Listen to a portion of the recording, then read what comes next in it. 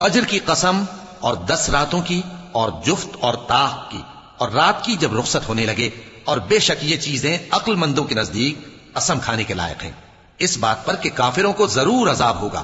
کیا تم نے نہیں دیکھا کہ تمہارے پروردگار نے قوم عاد کے ساتھ کیا کیا، جو ارم کہلاتے تھے، دراز قد مانند ستونوں کے، کہ تمام ملک میں ایسے پیدا نہیں ہوئے تھے؟ اور سمود کے ساتھ کیا کیا، جو وادی قرا میں چٹانیں تراشتے تھے؟ اور فرعون کے ساتھ کیا کیا، جو خیمے اور میخیں رکھتا تھا؟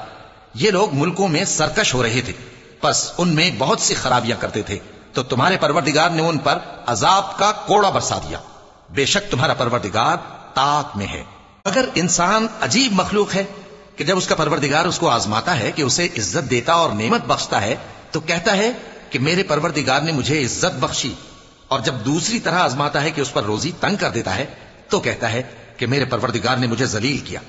یوں نہیں، بلکہ تم لوگ یتیم کی خاطر نہیں کرتے، اور نہ مسکین کو کھانا کھلانے کی ترغیب دیتے ہو، اور میراث کے مال کو سمیٹ کر کھا جاتے ہو، اور مال کو بہت ہی عزیز رکھتے ہو۔ یوں نہیں، جب زمین کوٹ کوٹ کر برابر کر دی جائے گی اور تمہارا پروردگار جلوہ فرما ہوگا، اور فرشتے قطار در قطار آ جائیں گے، اور دوزخ اس دن سامنے لائی جائے گی، تو انسان اس دن سوچے گا، مگر اب سوچنے سے اسے فائدہ کہاں مل سکے گا؟ کہے گا کاش میں نے اپنی اس زندگی کے لیے کچھ آگے بھیجا ہوتا، تو اس دن نہ کوئی اللہ کے عذاب کی طرح کا عذاب دے گا، اور نہ کوئی اس کے جکڑنے کی طرح جکڑے گا۔